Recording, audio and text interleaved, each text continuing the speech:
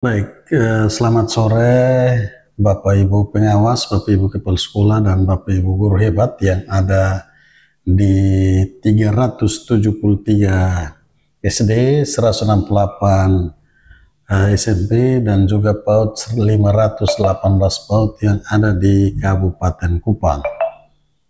Diminta kepada Bapak Ibu Kasek agar mengakhiri tahun pelajaran 2024-2025,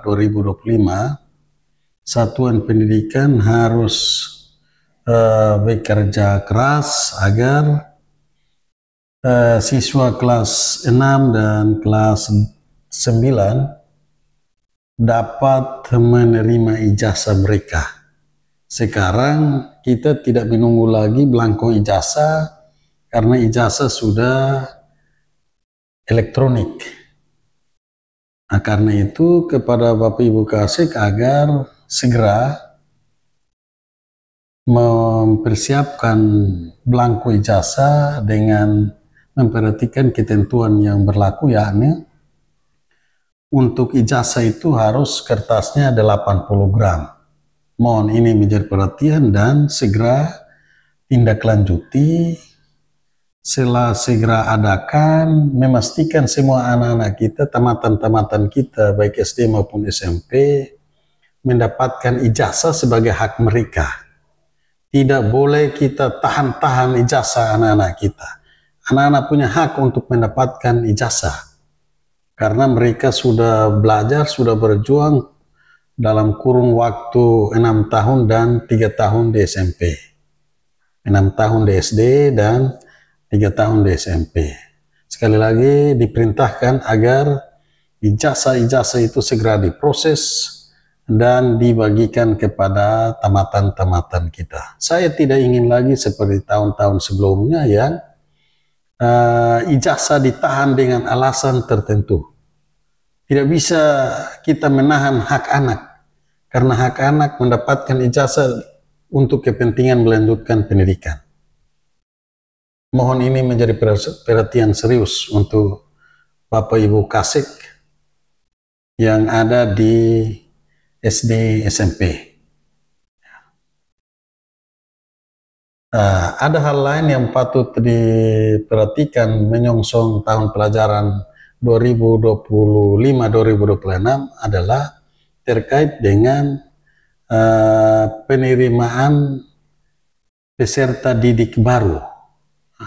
Mohon ini menjadi perhatian, satuan pendidikan harus menerima semua anak yang mendaftar di satuan pendidikan dimaksud, karena anak berhak untuk mendapatkan pendidikan yang layak. Pendidikan kita sekarang juga bersifat inklusif, artinya kita tidak bisa bedakan, kita tidak boleh bedakan ada siswa yang mendapat perlakuan khusus di sekolah, kemudian kita memasang syarat untuk tidak menerima mereka. Contoh misalnya, ada siswa yang kaum difabel atau disabilitas, kemudian kita memasang syarat untuk tidak menerima mereka. Itu tidak diperkenankan. Yang ada adalah karena pendidikan kita inklusif, maka semua anak, baik difabel, non-difabel, atau disabilitas dan non-disabilitas, mendapat kesempatan yang sama untuk mengenyam pendidikan di satuan pendidikan sesuai dengan jenjangnya. Juga di tahun-tahun pelajaran baru seperti ini, tentu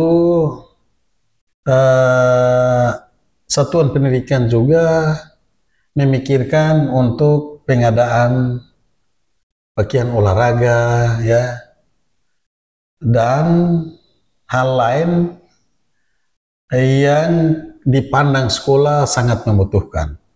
Saya perintahkan kepada Bapak Ibu Kepala Sekolah agar membuat perencanaan secara matang. Jika memang pakaian olahraga dibutuhkan, agar dihitung secara baik sehingga tidak membebani siswa kita. Beberapa tahun lalu Ada orang tua siswa mengeluh karena pakaian olahraganya terlalu mahal. Karena itu, silakan melakukan perencanaan, silakan buat uniform terkait dengan pakaian seragam, tetapi ingat, tidak boleh membebankan siswa. Harga seadanya, sesuai dengan harga yang dapat dijangkau oleh masyarakat atau oleh anak-anak didik kita. Ini penting untuk diperhatikan, sehingga tidak ada laporan terkait dengan pengadaan seragam atau seragam kostum yang ada di sekolah-sekolah bahwa ternyata mengalami pembengkakan harga yang luar biasa. Tidak boleh, sekali lagi tidak boleh. Yang boleh ialah hitung secara baik dan tidak memberatkan orang tua murid. Terima kasih.